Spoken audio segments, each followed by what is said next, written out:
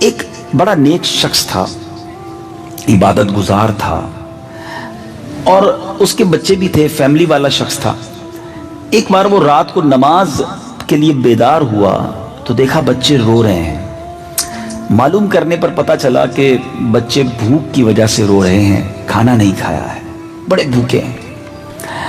اور بیوی بچوں کو قریب بلایا اور کہا کہ گھبراؤ نہیں، کھانا نہیں ہے، مجھے پتا ہے ہم غریب ہیں، ہمارے پاس آج رات روٹی نہیں ہے، آؤ ایسا کرتے ہیں کہ سب مل کر درود پاک پڑھنا شروع کر دیتے ہیں، آقا کی بارگاہ میں درود پڑھتے ہیں، درود کی برکت سے کرم ہو جائے گا، شاید ہماری قسمت کھل جائے اور اللہ تعالیٰ اپنے کرم سے ہمیں غنی کر دے۔ یہ لوگ درود پاک پڑھنے لگے اور جو شخص تھا نیک آدمی تھا، پڑھتے پڑھتے اس کی آنکھیں بند ہوئیں، نیند کا غلبہ ہوا، آنکھ لگی مگر قسمت جاگ اٹھی۔ نبیوں کے سلطان رحمت عالمیان صلی اللہ تعالیٰ علیہ وسلم کی زیارت ہوئی اور آقا علیہ الصلوۃ والسلام نے فرمایا کہ کل صبح سویرے فلاں مجوسی کے گھر جانا۔ مجوسی کہتے ہیں جو آگ کی پوجا کرنے والے ہوں، غیر مسلم ہوتے ہیں اور آگ کی پوجا کرتے ہیں۔ آقا فرما رہے خواب میں کہ فلاں مجوسی کے گھر جانا، اسے میرا سلام کہنا اور کہنا کہ تیری دعا قبول ہو گئی ہے، اور اس سے کہنا کہ نبی پاک علیہ الصلوۃ والسلام کا فرمان ہے کہ جو کچھ اللہ نے تجھے عطا فرمایا ہے اس میں سے میری مدد کر۔ اس پر وہ شخص جاگ گیا مگر حیران تھا کہ نبی پاک کسی غیر مسلم کے گھر مجھے بھیج سکتے ہیں، کسی مجوسی کو سلام کہہ سکتے ہیں، بڑی عجیب بات ہے۔ لیکن نبی پاک ہی تھے خواب میں، کیونکہ ایک بڑی خوبصورت بات آپ کو بتاؤں کہ جس نے خواب میں پیارے آقا کو دیکھا اس نے حق دیکھا، کیونکہ شیطان نبی پاک کی صورت میں نہیں آ سکتا ہے، ٹھیک ہے۔ لیکن کنفیوز تھا، پھر سو گیا، ہیزیٹیشن تھی، تذبذب تھا، ڈبل مائنڈڈ تھا۔ اب سویا، پھر خواب میں نبی پاک تشریف لائے، فرمایا جاؤ مجوسی کے پاس، میرا سلام دو، اس کو کہو تمہاری مدد کرے اور یہ بھی کہنا تمہاری دعا قبول ہو گئی ہے۔ اب جب اٹھا تو کنفرم ہو گیا کہ آقا نے بھیجا ادھر ہی ہے۔ ایڈریس معلوم کیا کہ بھائی یہ مجوسی رہتا کدھر ہے، معلوم کرتے کرتے کرتے وہ شخص اس مجوسی کے گھر چلا گیا۔ اس کے سامنے بہت سارے نوکر چاکر تھے، بہت بڑا محل تھا، ون آف دا بگیسٹ، بہت بڑا بزنس مین تھا اس زمانے کا وہ۔ تو اس نے لوگوں سے کہا ذرا آپ سارے ہٹ جائیں، مجھے اکیلے میں ان سے بات کرنی ہے۔ سب لوگ پیچھے ہو گئے۔ یہ جاتا ہے مجوسی کے پاس اور اسے کہتا ہے کہ میں آپ کے لیے ایک پیغام لایا ہوں اور بڑا اسپیشل پیغام ہے۔ کہا بتائیے کیا پیغام ہے؟ کہا ہم مسلمانوں کے نبی علیہ الصلوۃ والسلام نے آپ کو سلام کہا ہے۔ تو وہ کہتا ہے آپ کے نبی کو معلوم نہیں، میں تو مجوسی ہوں، میں تو ان پر ایمان ہی نہیں لاتا، میں تو مسلمان ہی نہیں ہوں، مجھے سلام کیسے کہا ہے؟ کہا مگر نبی پاک نے مجھے کہا ہے کہ تمہیں سلام دے دوں۔ تو کہا اچھا کچھ اور بھی انہوں نے فرمایا؟ کہا ہاں یہ بھی فرمایا ہے کہ تمہاری جو دعا ہے نا وہ قبول ہو گئی ہے، اور تمہیں یہ بھی کہا ہے کہ میں غریب آدمی ہوں، تمہیں جو اللہ نے دیا اس میں سے میری مدد بھی کرو۔ اب وہ مجوسی نے کہا ہے کہ تمہیں پتہ ہے وہ دعا کون سی ہے؟ اس غریب شخص سے، اس نیک آدمی سے وہ مجوسی پوچھتا ہے کہ تم جانتے ہو دعا کیا تھی، کون سا ماجرا ہے؟ کہتا مجھے کچھ نہیں پتا، میں نے خواب میں 3 باتیں سیکھی ہیں، سنی ہیں، تمہیں سلام دینا ہے، یہ بتانا ہے دعا قبول ہو گئی ہے، تیسرا یہ بتانا ہے کہ میری مدد کرو۔ اس مجوسی نے کہا چلو اندر آؤ میں تمہیں بتاتا ہوں۔ ہاتھ پکڑا اور اپنے کمرے میں لے گیا۔ جیسی کمرے میں داخل ہوئے نا، مجوسی نے کہا اپنا ہاتھ لاؤ، اس کے ہاتھ پہ ہاتھ رکھا اور اشہد ان لا الہ الا اللہ واشہد ان محمدن عبدہ ورسولہ، کلمہ پڑھا، کہتا ہے گواہی دیتا ہوں اللہ کے سوا کوئی معبود نہیں اور محمد صلی اللہ علیہ وسلم اللہ کے آخری نبی رسول ہیں۔ اب جب یہ گواہی دے دی مسلمان ہو گیا، تو اب اس نے کہا کہ تمہیں معلوم ہونا چاہیے کہ میں نے ایمان لایا ہوں، ماجرا کیا ہے، مگر رکو پہلے۔ اس نے اپنے سارے دوستوں کو، سارے کاروباری لوگوں کو بلایا اور لوگوں کو کہا دیکھو بھائی میں مسلمان ہو گیا ہوں، آج کے بعد مجھ سے کاروبار وہی کر سکتا ہے جو مسلمان ہوگا، ٹھیک ہے؟ جس نے کلمہ پڑھنا ہے کلمہ پڑھ لے، ورنہ آج سے میرا تمہارا کاروبار ختم۔ کئی لوگوں نے کلمہ پڑھنا شروع کر دیا، کئی لوگ مسلمان ہو گئے۔ وہ اتنا بڑا تاجر، اس نے توبہ کر لی اور لوگ توبہ کرنے والے ہو گئے، نوکر چاکر ایمان والے ہو گئے۔ اب اس نے اپنے بیٹے کو بلایا، کہا بیٹا دیکھو تیرا میرا رشتہ ضرور ہے مگر اب میں مسلمان ہو گیا ہوں، اگر تو مسلمان ہو جاتا ہے تو ٹھیک ہے، ورنہ آج سے تیرا میرا تعلق بھی ختم۔ بیٹا کہتا ہے ابا جان میں آپ کی مخالفت کیسے کر سکتا ہوں، آپ نے ایمان قبول کیا، میں بھی اسلام قبول کرتا ہوں۔ بیٹا بھی مسلمان ہو گیا۔ بیٹی کو آواز دی۔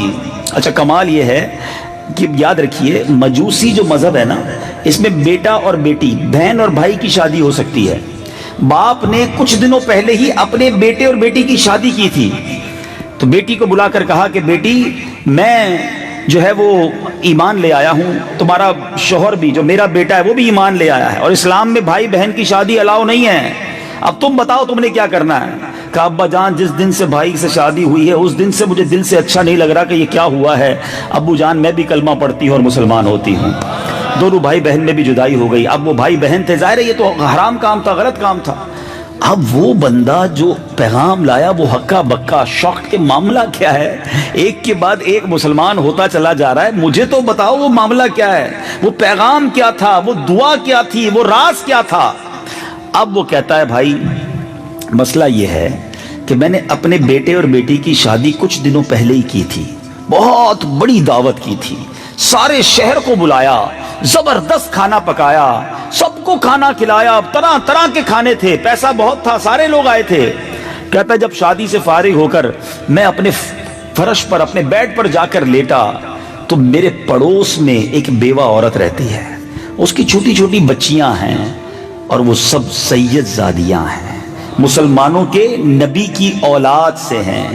مجھے ان کی رونے کی رات کو آواز آئی اور میں سن رہا تھا کہ وہ اپنی ماں سے بچی کہتی ہے کہ امی جان ہمارے پڑوسی نے جو مجوسی ہے اتنی بڑی دعوت کی، ہمیں کھانے کو نہیں بلایا، آج ہم بھوکے سوئے ہوئے ہیں، ہمیں یاد بھی نہیں کیا اور ہم فقر و فاقہ کا شکار ہیں۔ اب یہ شخص کہتا ہے جب میں نے یہ سنا کہ میرے بالکل برابر میں غریب لوگ رہتے ہیں اور وہ ٹھیک ہے میں مسلمان نہیں ہوں مگر ان کا تو نبی کی آل سے تعلق ہے، وہ آقا کی آل سے ہیں، مسلمانوں کے نبی کی اولاد سے ہیں۔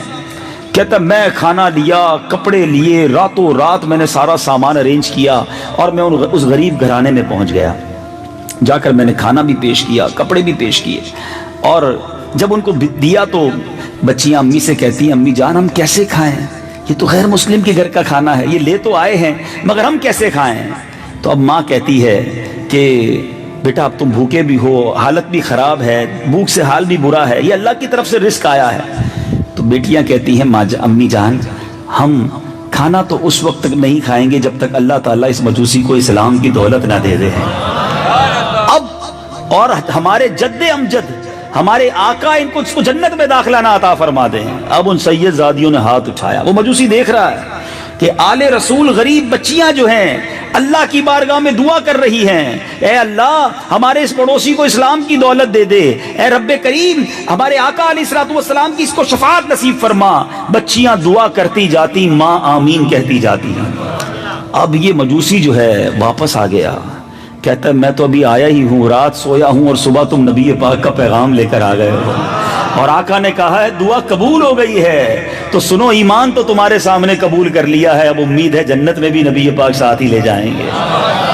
ہیں اب سنو میں تمہارے ساتھ پورا پورا تعاون کروں گا۔ اب یہ دوسرا غریب آیا تھا نا، پہلے تو سید زادیوں کی مدد کی تھی، اب ایک اور پیغام لے کر جو نیک شخص غریب آدمی آیا تھا، کہا تمہارے ساتھ پورا تعاون کروں گا۔ دیکھو میں نے اپنے بیٹے بیٹی کا نکاح کیا تھا، آدھا مال تو انہیں دے دیا تھا، آدھا اپنے پاس رکھ لیا ہے، اب تو پھر دونوں میں جدائی ہو گئی ہے، سنو ہمارے پاس آدھا کافی ہے، میرا آدھا مال تم لے جاؤ، اپنے بچوں کی مدد کرتے چلے جاؤ۔ امیت اسلامی بھائیوں یہ سعادت الدارین نامی کتاب میں بھی واقعہ موجود ہے۔ اب صرف اس ایک واقعے پر میں آج بیان کر لوں تو کافی ہے، اس میں ہی اتنے سارے مدنی پھول ہیں کہ آج اب سوچتے چلے جائیں کہ اس ایک واقعے میں کتنے درس ہیں۔ سب سے پہلی بات، نیک شخص تھا، پرہیزگار تھا، مگر اللہ کی رضا پر راضی رہتا تھا، کھانے کو نہیں تھا مگر زبان پر شکوہ بھی نہیں تھا، یہ نہیں کہتا تھا یا اللہ میں نمازیں بھی پڑھتا ہوں، میں درود بھی پڑھتا ہوں، میں روزے بھی رکھتا ہوں، مگر بچوں کو کھانے کو بھی تو نے کچھ نہیں دیا۔ شکوہ نہیں تھا، شکایت نہیں تھی، اس حال میں بھی رب کی رضا پر وہ راضی تھا۔ شاعر لکھتے ہیں نا، زباں پر شکوے رنج و علم لایا نہیں کرتے، زباں پر شکوے رنج و علم لایا نہیں کرتے، نبی کے نام لیوا غم سے گھبرایا نہیں کرتے۔